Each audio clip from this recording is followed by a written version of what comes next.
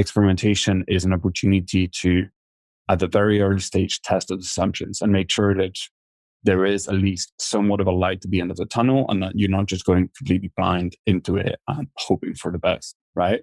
And being a relatively big and successful business, there's also a bit of, that success bias, survivor's bias, and say, well, we've been doing things like this so far. We are one of the fastest growing fintechs in Europe. Clearly, we know what we're doing. And there's a lot of truth to that, right? There's a lot of very, very smart people on Dojo who know very well what they're doing. But there's always a room for improvement. There's always a room for testing those assumptions and trying to understand, is this the best way? Is this the optimal way to go about certain things? Are we truly solving the customer's problem? Hello and welcome to Experimentation Masters, the leading resource for business experimentation. Join fellow innovators, strategists, and entrepreneurs to learn practical tips, methods, and techniques from world-leading experts in experimentation. Design better experiments, lead with more confidence, and have greater impact in your organization. Now please welcome your host, Gavin Bryant. Hello and welcome to the Experimentation Masters podcast. Today, I would like to welcome Sebastien Polis to the show. Sebastien is currently Experimentation Lead at Dojo, a leading UK fintech company that services small to medium enterprise. Dojo is one of Europe's fastest growing fintech companies, handling hundreds of millions of transactions per month. Dojo services more than 60,000 customers. Prior to Dojo, Sebastien worked as a Senior Analyst at Healthily, a HealthTech startup. He was also data scientist at DAZN, a sports streaming service that provides access to fans to events around the world live and on demand. In this episode, we're going to discuss a day in the life of experimentation at Dojo. Welcome to the show, Sebastien. Thank you, Gavin. Thank you for having me here. Okay, let's get started, Sebastien. So I'll ask you for a quick rundown on your background. What's Sebastien's backstory? So that's a pretty interesting story. So I originally studied project management at UCL. I actually started my career in construction, working as a consultant in big projects. And that's sort of where I got my first taste of data. I kind of got involved in a bunch of projects that look to give better cost estimate for our clients on big major infrastructure projects. And that really involved trying to understand kind of the cost elements of big projects and kind of using data techniques and statistical techniques to give our clients a lot better and accurate cost estimates on their projects. And sort of that developed into me getting more involved in statistics and data. And I eventually ended up getting a job at DAZN as a data scientist, where I really explored the area of analytics engineering, product analytics, and that's where I really got my first touch with experimentation. I was working at DAZN, which is a sports streaming company, doing loads of front-end analytics, product analytics, understanding subscriptions, what makes customers tick, what is their aha moment. And that's where I started working with the experimentation function in sort of trying to understand how to design experiments and how to actually get some causality on the changes that we were making on the platform. And that was very successful, and I got really interested. And then I eventually looked for another job in the HealthTech startup. I wanted to get something a little bit smaller. DAZN was a pretty big company. And I found Healthily, which was a small health startup, and that was really getting started in the terms of analytics. And I joined it as a senior data analyst with sort of the mission to really bring in experimentation into the way that they were developing the product. And that was a very interesting experience for me because it was a very nascent product. It was very new in the way they were developing things in terms of data. And so there was really a chance for me to start in there early and put in the kind of groundwork of experimentation and overall product analytics.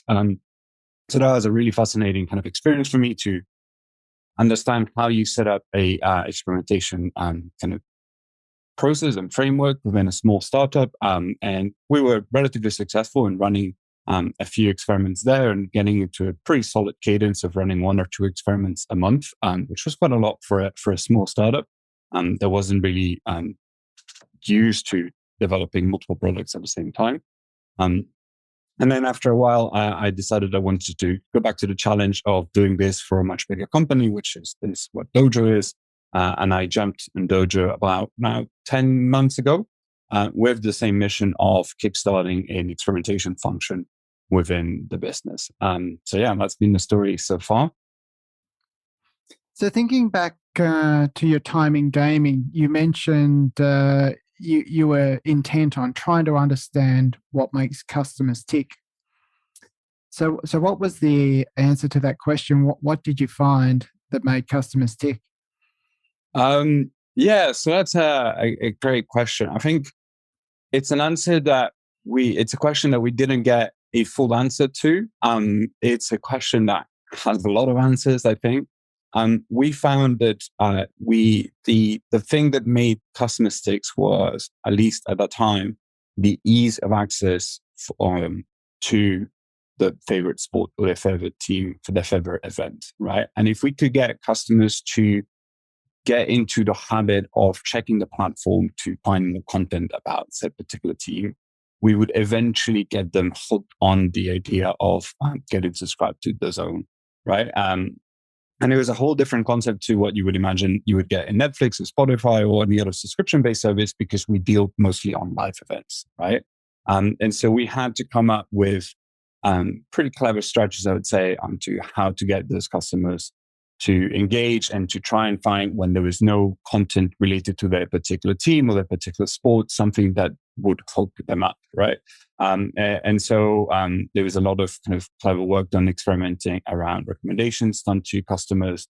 If the particular team is not playing or their favorite sport, is there something else that we can provide them, and then get them into the habit of doing this thing, which at the time the thing was called twice a week, every week, right? That's the cadence we wanted customers to come in. And we were relatively successful with that. We got relatively good uplifts on metrics about customers retaining for months 2, months 3, and months so on. But it wasn't, the kind of golden solution, if you want. There was obviously some kind of customers that were falling through the cracks. And I left before we could fully answer that question. And I don't really think you can truly answer that question completely. It's something that you sort of have to continuously evaluate and understand and sort of check what you call model drift, right? You have some answers, and periodically you would probably want to do an experiment, say, are these answers still valid? Is there something else that we should be looking at, or has the market shifted in some way? Mm-hmm. So yeah, that's quite an interesting problem to tackle at the time. Mm-hmm. So thinking about experimentation program at Healthily, a small startup, what did that experimentation environment look like? So it was very ad hoc in many ways. So Healthily had about 2 to 3 small product teams of about 3 or 4 people involved, being designers, product owners, and so on and so forth. So it wasn't a very big scale business. So we really had to pick the ideas we were kind of having big bets on, right? And it wasn't like we have I'd say other bigger businesses where you have like a very big backlog of ideas you want to test. We had to be very strategic about the big unknowns, big assumptions that we wanted to look into. Primarily because we didn't really have huge sample sizes to play with, because it was a nascent startup. So there was a lot of questions about statistical power and achieving some significant results. So the ability to run multiple experiments at the same time and take into account all of those confounding factors was limited. So we would have a monthly check-in with the PMs and sort of try and plan ahead what experiments we wanted to run at a particular time, and consider trying to do some prioritization around what was the highest impact or the highest learning potential. And we didn't really have a very formal prioritization framework because there was no rush to do it.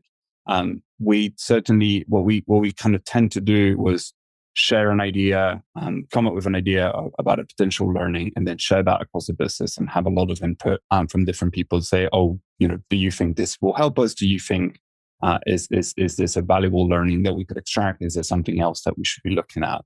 And so with that prioritization, we would eventually just launch an experiment, design it, launch it, and we would run it for a month and a half most of the time to achieve some meaningful statistical certainty.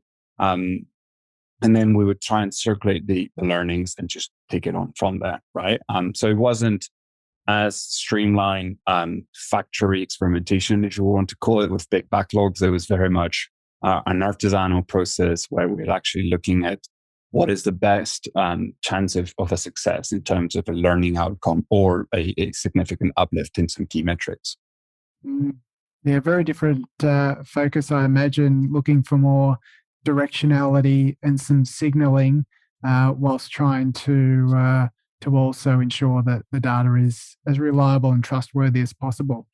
So thinking about that experience, I imagine it's quite different to Dojo. How do the two experimentation environments differ?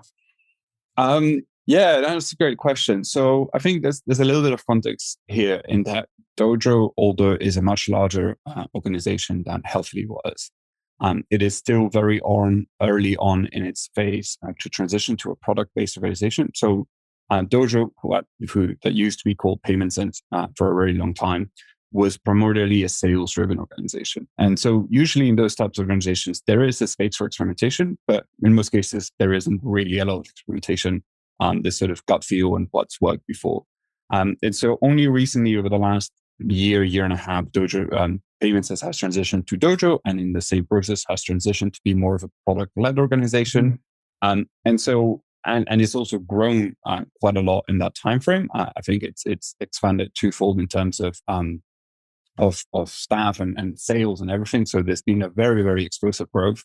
And so there's a little bit of a kind of teething pains in that sense of actually trying to understand what are our new processes, how do we go about it.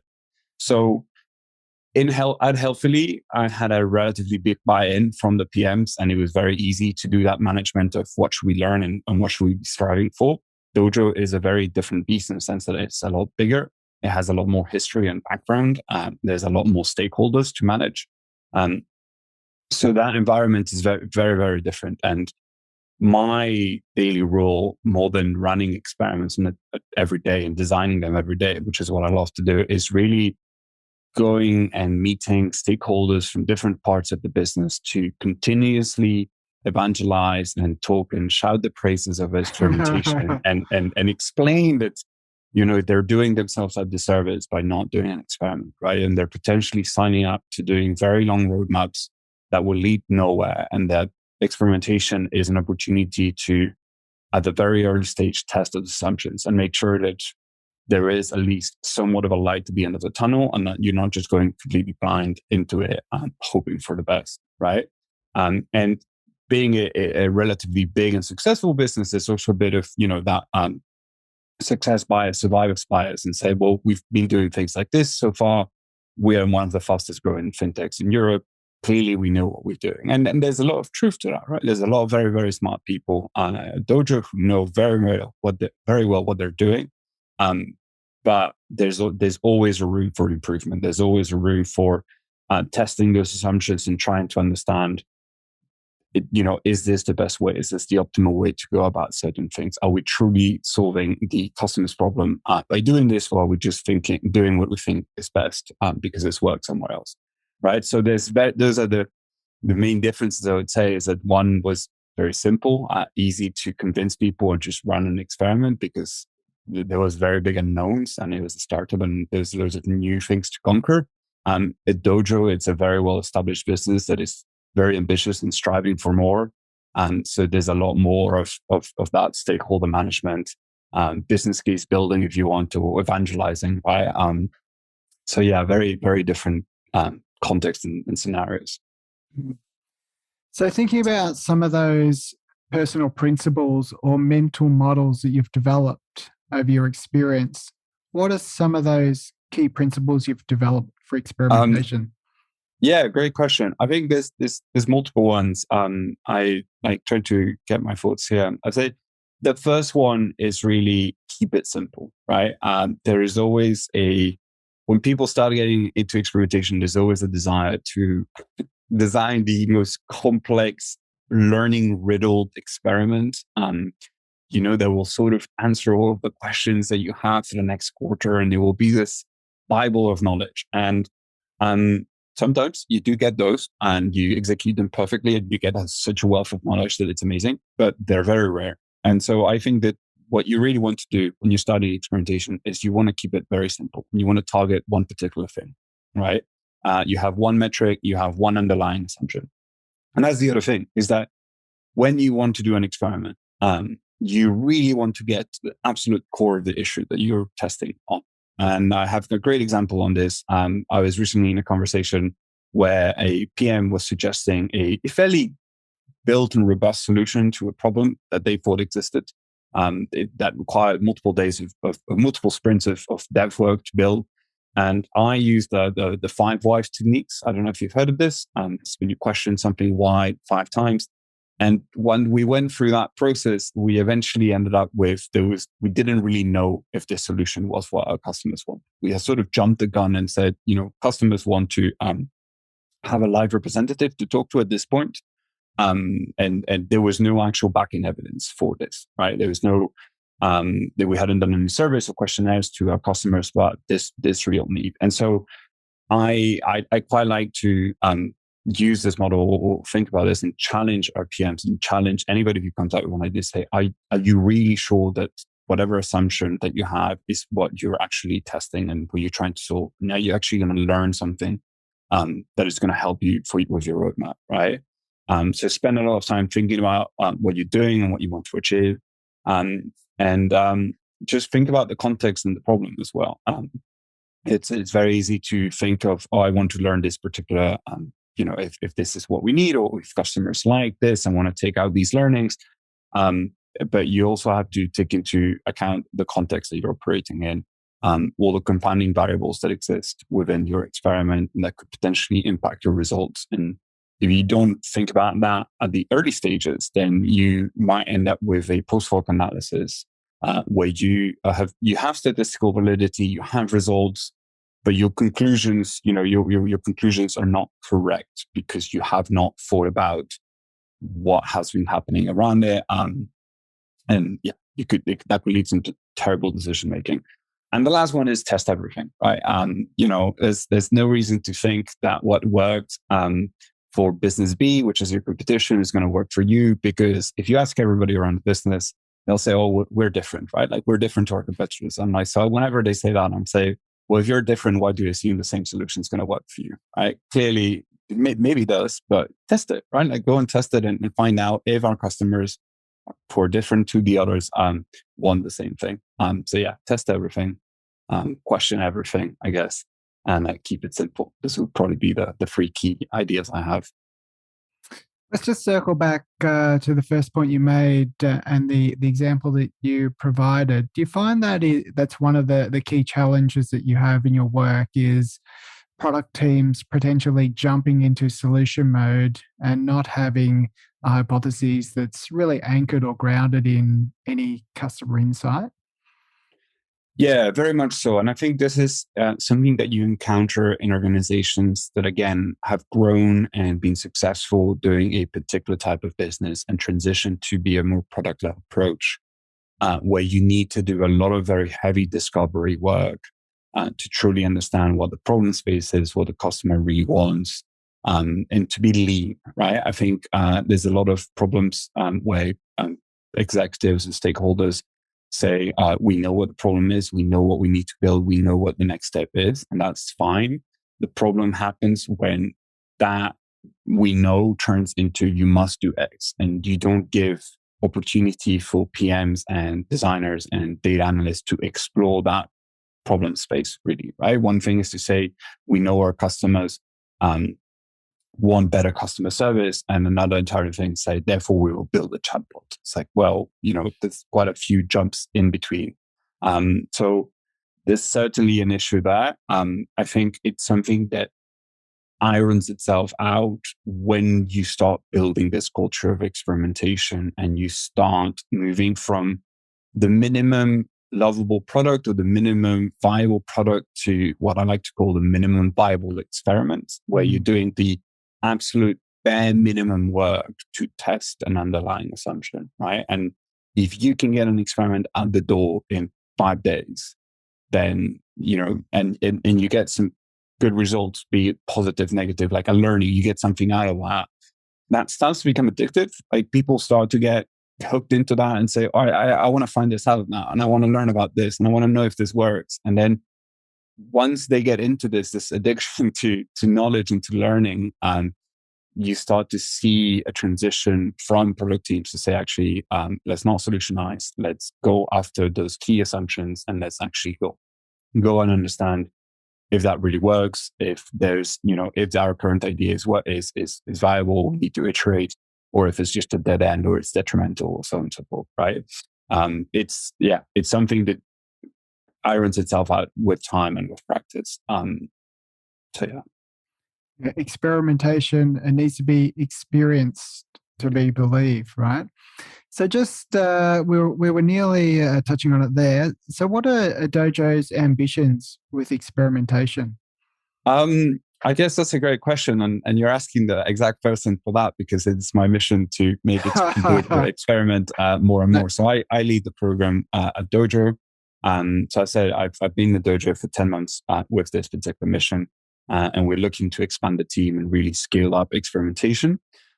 In terms of what our vision mission for experimentation is to turn in Dojo into a evidence-based business, right? I would love to be in a position in a year's time where every single product discussion has an experiment back in it, saying we tested this last month and this is why we're doing X.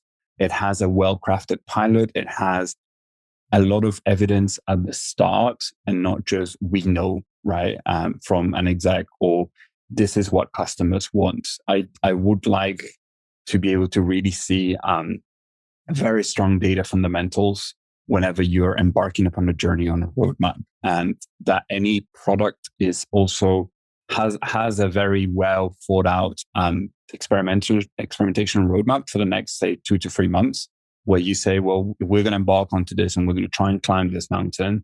And these are all the multiple paths that we will try. And this is how we're going to go about testing those paths. If I can get to that position and I can do that across the tens of product teams that Dojo has across multiple different areas, then I would have been very, very successful in setting up experimentation culture, I'd say. Have you set any specific goals around experimentation velocity, experimentation count? So we've done not velocity per se, because there's multiple areas in Dojo that have different requirements to be able to run experimentation properly, and that comes from the nature of being a B2B2C business. In terms of an experiment count, yes, there is definitely a goal, more of a North Star metric for my team to run a certain number of experiments per team per month. And that's very crafted to each individual team's needs and cadence and overall kind of product scope.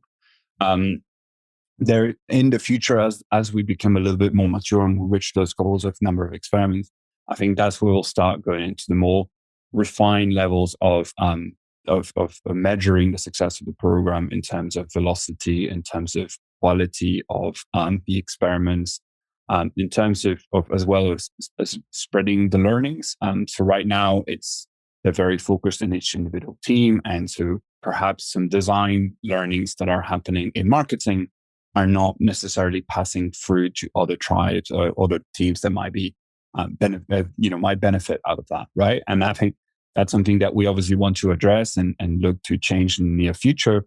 But right now we're just kind of focusing on trying to get the fundamentals in and try to get PMs to think about, I could test that. There's a opportunity here to experiment, and that's sort of the main goal right now. Mm-hmm. Yeah, really learning how to experiment and to embed those core practices in the team to get the flywheel to start spinning faster in the business.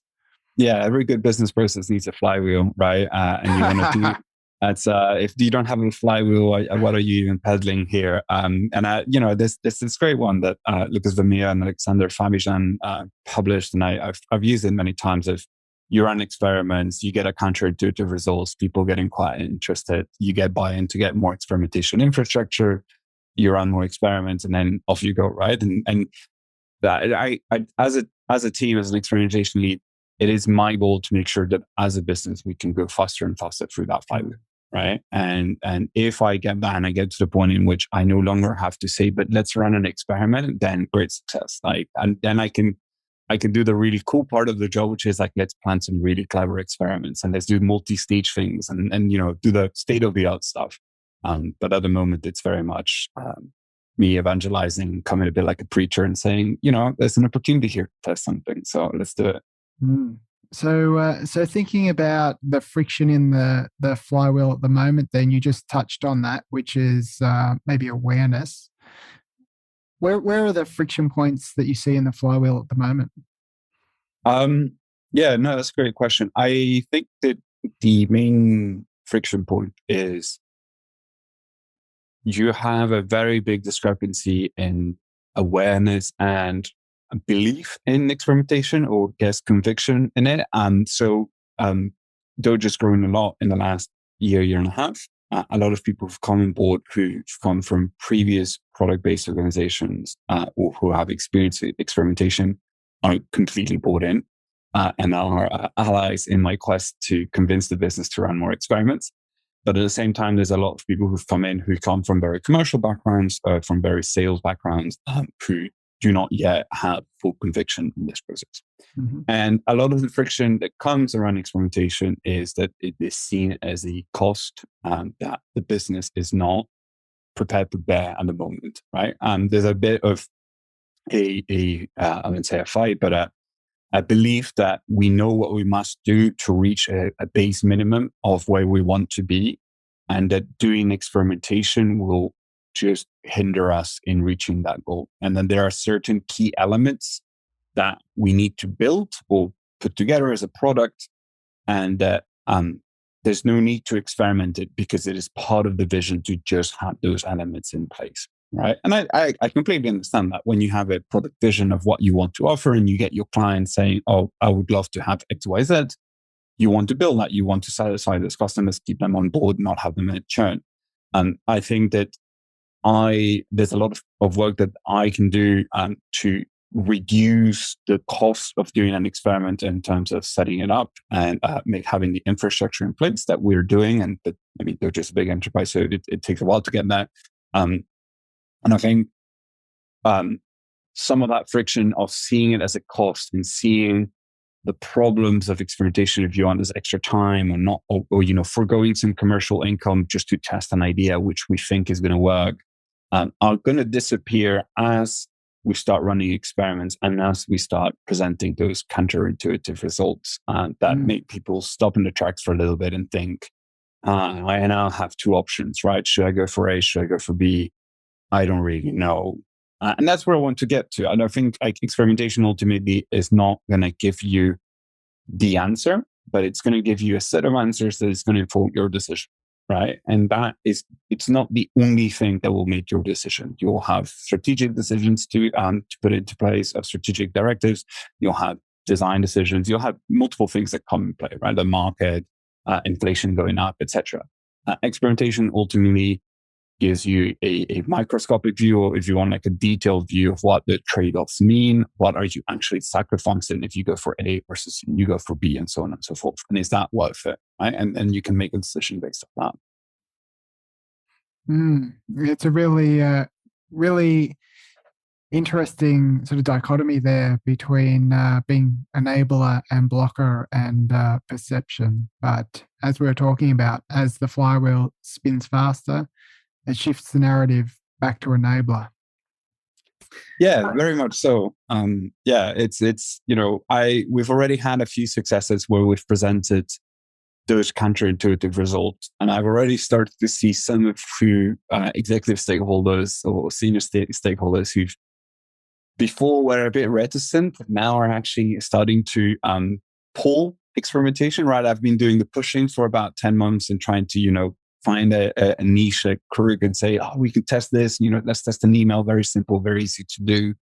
And as those results have started to come in, I've started to see the shift of those senior stakeholders say, oh, I think I would like to test this and I would like to get a little bit more evidence about what we're doing here, right? And it's not the big roadmaps yet, but it's certainly getting the ball rolling, and you start seeing actually people say, hey, I want to do a little bit of this as well. I want to present on a company-wide meeting and show net positives that we're doing, right? Like that causality of saying we did A and we caused B, that is a very powerful thing. And when you start presenting that, people start going, oh, I want a little bit of that. I want to show the success of my team. And so, you just got to get that flywheel started. And if you manage to get some head-turning results at the start, and you should be very strategic about those experiments that you do and decide to showcase, then you'll slowly start seeing that flywheel start turning on its own. And it also helps to have like really good allies that are keen on experimentation, right? Yeah, it's interesting the approach that you've taken to start small, start local, to, as you mentioned, focus on strategic experiments that have business impact or maybe counterintuitive to the dominant narrative in the business, but through a process of being benefits-led and osmosis, it's now starting to permeate the business and to really grow that culture of experimentation in the business. One of the things that I was really interested in exploring was, and I'd read that there's a sense of innovation at Dojo that's real and palpable. What does that feel like on the ground day to day? Yeah, that's very true. Dojo is very innovative. It feels fun, it feels exciting, and sometimes a little bit overwhelming. So at Dojo, there is probably a new initiative every 2 weeks. There is a new buzzword or a new product that I have not heard of that comes up, which is very, very exciting when you do experimentation, because you might sometimes not be able to do a full A/B test on those new products because, they're hardware and it's very expensive to then do thousands of samples test sort of thing. But it gives you the opportunity to just sit down with these guys and then say, okay, how are we actually going to validate what we're trying to achieve? Like, what are we trying to do? And get in there really early, right? And sort of have it gives me the opportunity as experimenter to give these products and initiatives the best chance at success or at finding the path of least resistance. Right? I really like always the analogy of climbing the mountain. Like, these new products are mountains we want to climb. Let's find the easiest, fastest path to the peak, right? And we can do that with experiments, with pilots, with different other techniques of causal inference. And I really enjoy it, and it's fascinating because I get to sit with these super smart people. And then, I start challenging their ideas, and they're very receptive to my challenges and proposals of how we could potentially, really get at the core assumption that they are kind of trying to drive or trying to solve. So thinking about the experimentation team and culture, you mentioned you've got a small team at the moment. How's the team structured? It sounds like it's a centralized function at the moment. Yeah. So Dojo is organized in the tribes concept, which is familiar to a whole bunch of startups. So we have, I think it's 7 to 8 tribes at the moment. Each tribe has an embedded data function. So there's a data organization within the business. Obviously, I'm part of that. And these individuals are all spread amongst the tribes, and they all have their own particular focuses. They work with different squads. And it really works because they get a real sense of what the squad wants to achieve, what the tribe wants to do, what the data looks like for that particular area of the business. And they become these embedded specialists. And so what the experimentation team does is we facilitate and experimentation in each of these individual tribes by relying on those data analysts, data scientists, right? So it is the data analyst, data scientist's responsibility to identify the opportunities for experimentation with each individual tribe and to actually surface those opportunities to the experimentation team. And what we try to do is we try to remove ourselves as blockers by training the data analysts, data scientists, and PMs in experimentation, right? So right now it's still very nascent. And so there's still, I wouldn't say a blocker, but we're sort of the bottleneck to try and more of a quality check. We don't really block any experiments at this point because there's not enough velocity for us to be a hindrance.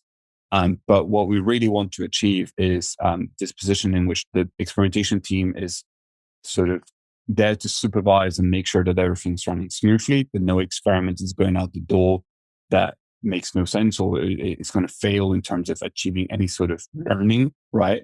Not failure in the sense that the initiative will fail, but that the experiment is badly designed and will not give us anything valuable and we're wasting our time by running that. And ensure that, there's a quality to every experiment that goes out the door. And so it's been a relatively successful model.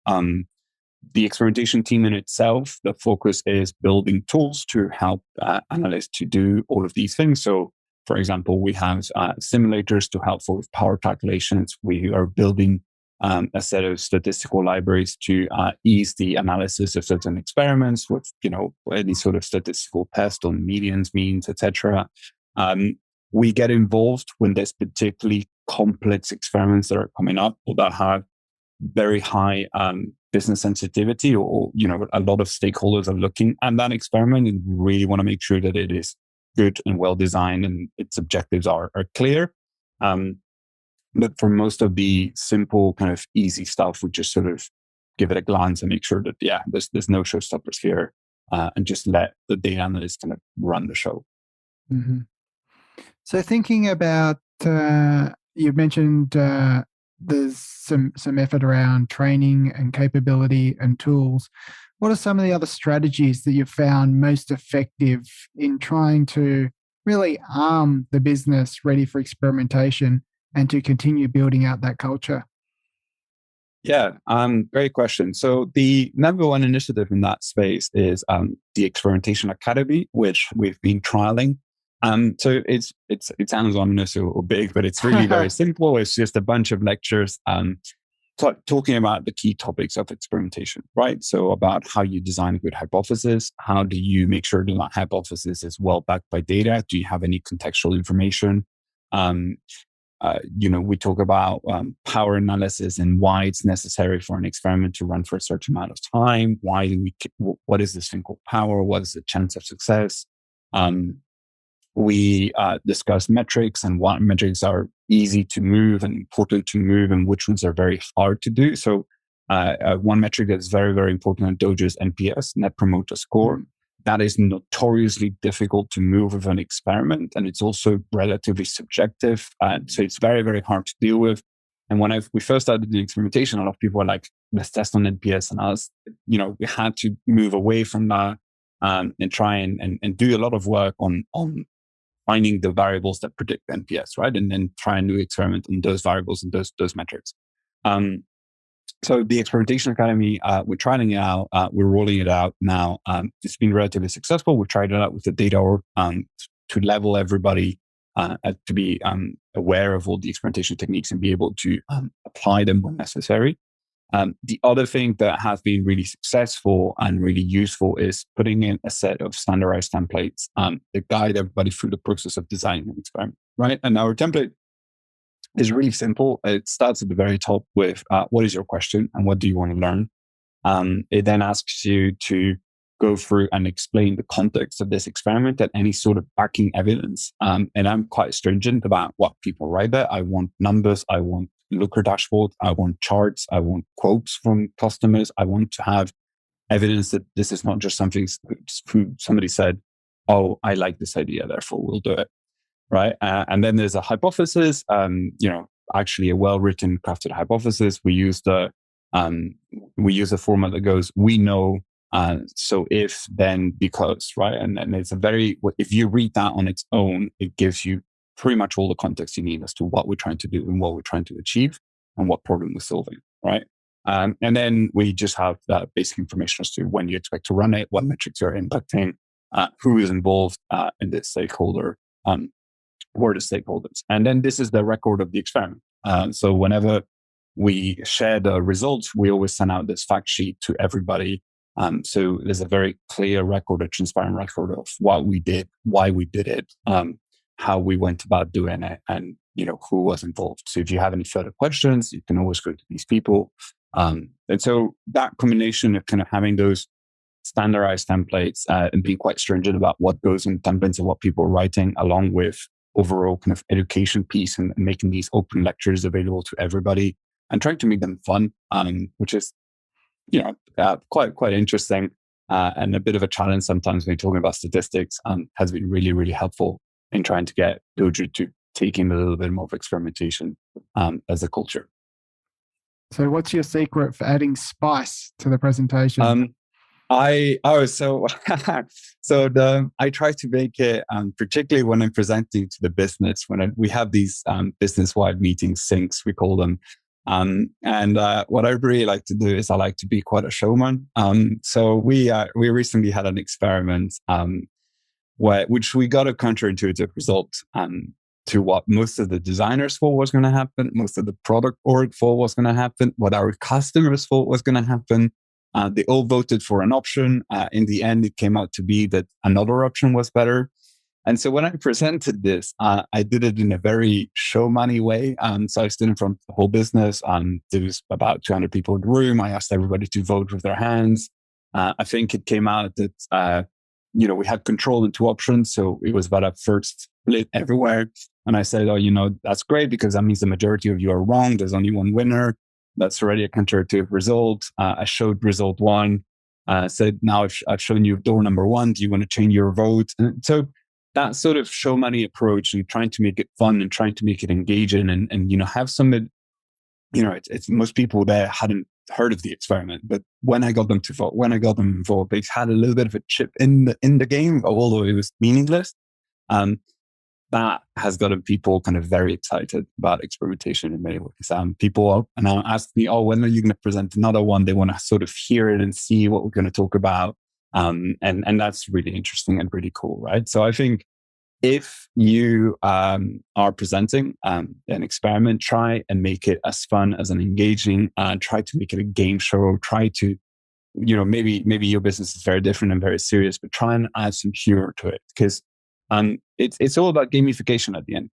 We are humans and humans like to play games. We've been doing it for thousands of years. And when we make things fun, things start to roll on their own, right? I think there was a while now, there was Volkswagen did this campaign of making things fun. And they had on a metro station, I think on the stairs, they put piano keys and there's loads of viral videos about people playing the keys and sort of take something from that, right? Like if you make something fun, people start looking forward to it. And so if you associate experimentation with fun, then that will make it easier for the flywheel to start turning. It won't solve all the problems, but it will definitely get a little bit of a buzz. And you certainly want that when you start. Seb, I was starting to get excited when you were telling that story. I thought you were going to tell me you dressed up as a superhero. No. Well, I might do one day. I might do. I'm certainly not shy enough to kind of make a little bit of a mockery or make a bit of a joke.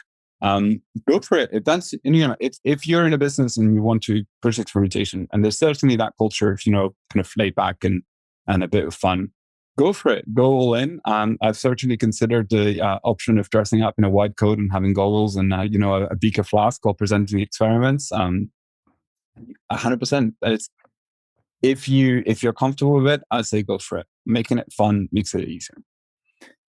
Thinking about your biggest challenges, what have they been so far?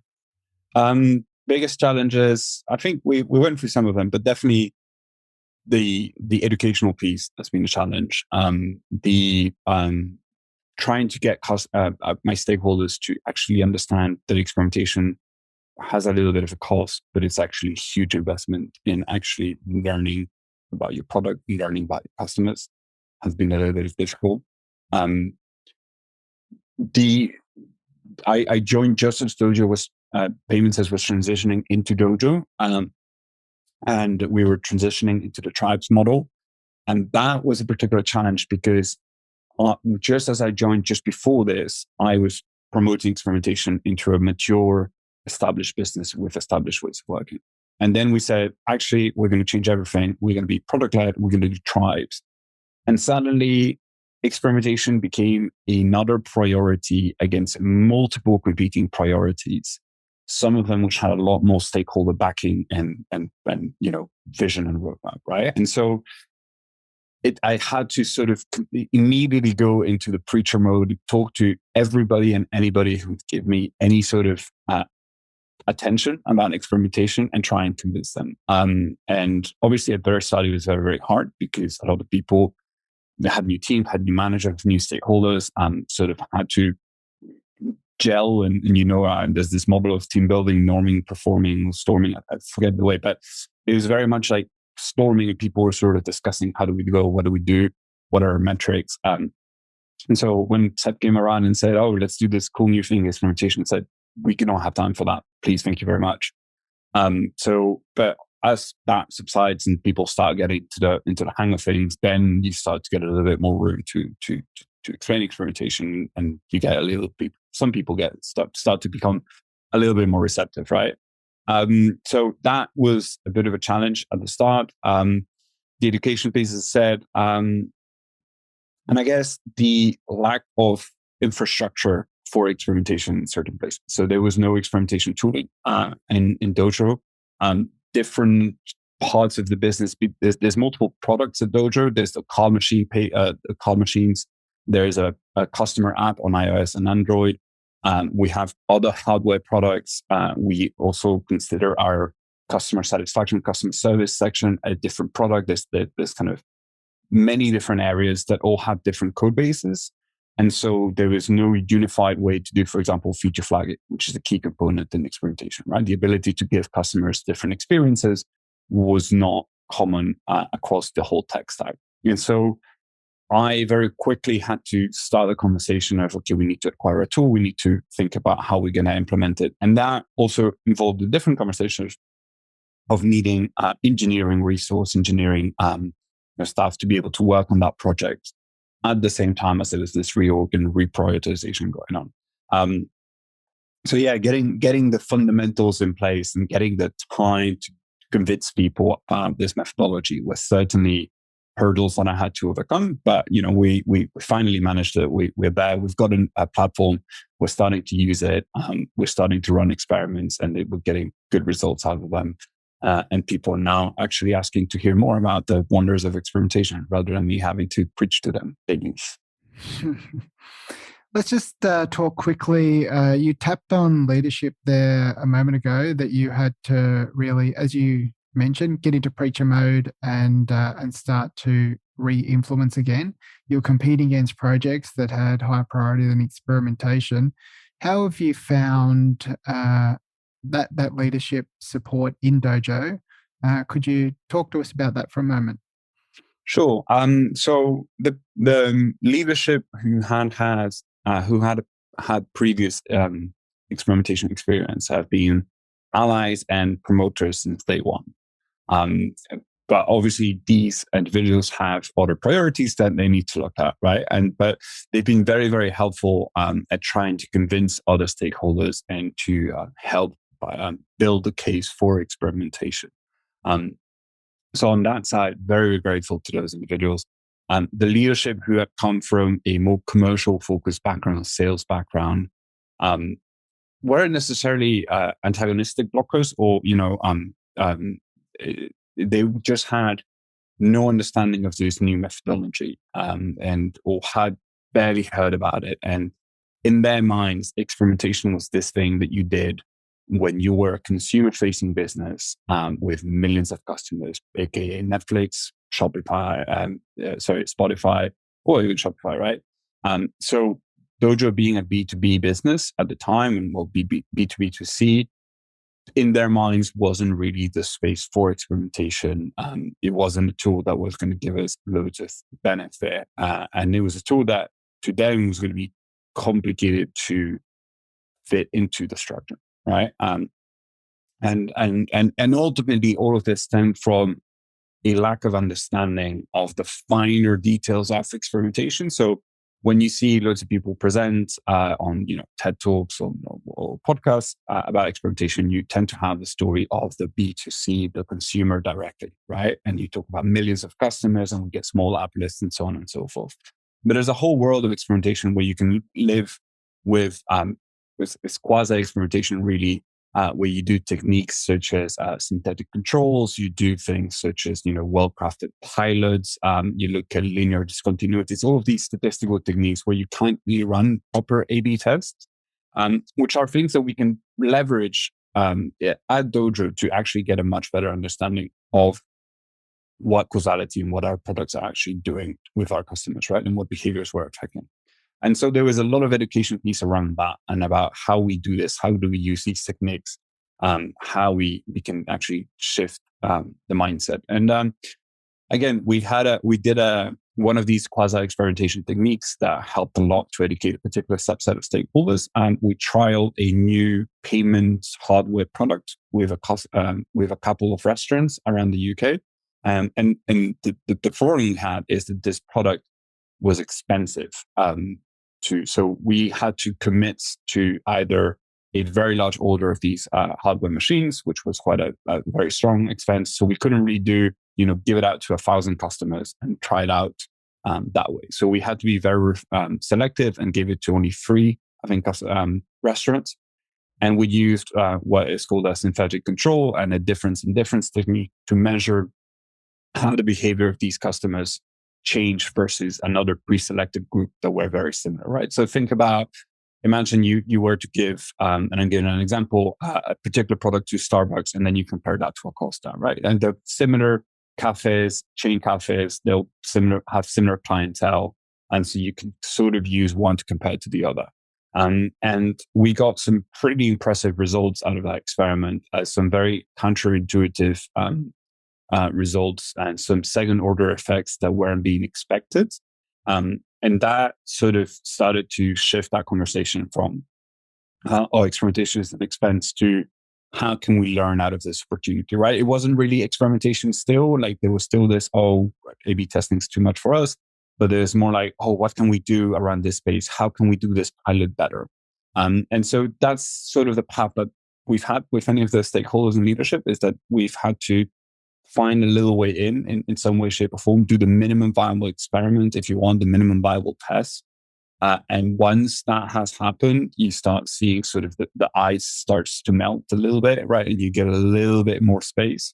And then, I go back to the big company-wide presentation. When you see another team present that their change caused an actual impact and that there's a verifiable way to demonstrate that very quickly changes the narrative for a lot of people. Because no matter what job you do, you want to be able to demonstrate your own personal impact in what you're doing, right?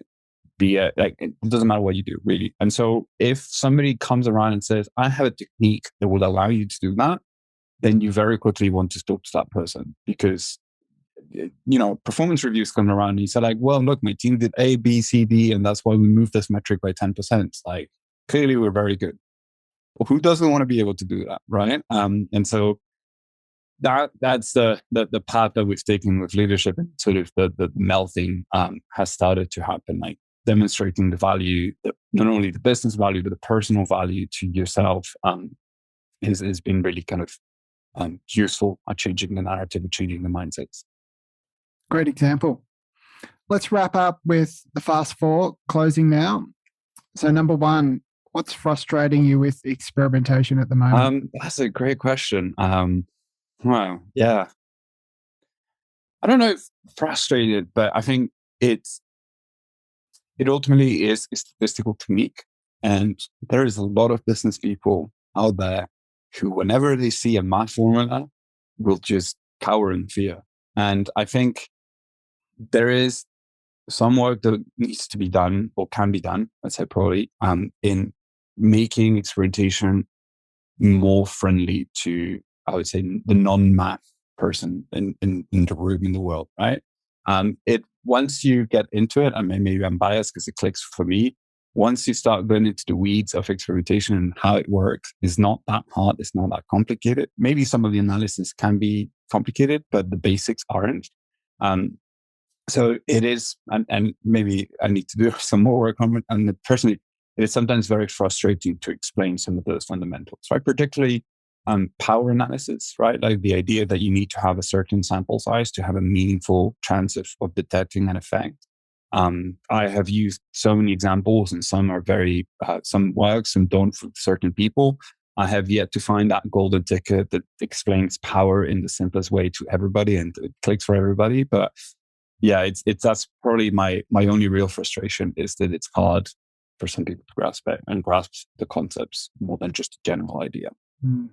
When I spoke to Rohan Tadil from Facebook Meta last week, and he made a really good point, and he repeated this numerous times throughout the podcast, which is abstracting away the complexity of experimentation should be the core goal to drive uptake. Yeah, that's very true. That's very true. If you make it super simple, then you remove away a lot of blockers. If you take out the jargon and you explain it in simple layman's terms, people just naturally nod and say yes, which is what you want. Okay, number 2, what are you obsessing about right now? So I've touched a little bit on this, is the causal inference techniques. I was familiar with them, but the amount of power those techniques can really leverage for a business like Dojo is very, very interesting. And it's something I've deep diving into at the moment. So I just bought a book called The Causal Inference Mixtape, which looks very, very promising. I've signed up to a bunch of courses on this. It's certainly kind of tickling that nerd stats geek side of me at the moment. So yeah, it's all of the quasi experimental techniques, I would say, is where my head is at the moment. Mm-hmm. Okay, number 3, and maybe we just touched on this a little bit. What are you learning about right now that we should know about? So yeah, causal inference. If you haven't heard of it and you're into experimentation, go for it. You will be surprised by how many opportunities there is for this technique and how many new avenues of experimentation it will open, and areas you imagine are not particularly suited to experimentation. Like a perfect example we're using it is in our customer services section. We don't have millions of calls or hundreds of thousands of calls in a month, but we need to have a meaningful understanding of what happens over a month and try and get some causal impact, right? And that's what we're using these techniques for. So go for it. Go have a look, and I'm certain you'll take something out of it. Final question, resources that you recommend to our listeners to help them on their journey? So the number one resource, and I cannot stress this enough, is what is commonly popularly called the Hippo book by Ronnie Kohavi. It is, its actual title is Trustworthy Online Controlled Experiments. I think it's a practical guide to A/B testing. If you are in a position where you are working to set up an experimentation function or try and learn or the pitfalls of experimentation, I would 100% recommend you to go buy this book and give it a read, because it is absolutely amazing. There is loads of really, really useful tips, recommendations, and potential problems that you could foresee. I have certainly avoided many, many issues and many problems by just knowing what worked, what other people have experimented with and tried out. So I would recommend it. And then the other big resource I would recommend is go to all of the major tech companies and read about what they're doing in terms of experimentation. There is a mountain of information out there that these people are just giving out for free. And I am very, very grateful for them to doing so. And I will be personally adding to that mountain in the near future. But very, very smart and very clever articles that get you thinking. And the last one is my favorite blog, and I've gotten really great ideas out of it, is Towards Data Science in Medium. Great examples of different techniques that you can leverage in experiments or designs that you might not have thought about. Give that one a read if you're not familiar with it. Excellent. Thank you so much for your time today, Seb. Awesome insight. It was great to chat. Thank you, Gavin. It's been a wonderful chat. Thank you very much. That's all from this episode of Experimentation Masters. Just one more thing before we say goodbye. We can use your help to keep improving the show. If you have any feedback or suggestions for future episodes, you can email at gavin@firstprinciples.ventures. Visit firstprinciples.ventures for show notes, resources, and information. If you enjoyed this show, give us a share on social media. Make sure that you subscribe so that you don't miss an episode. Experimentation Masters. Lead with more confidence.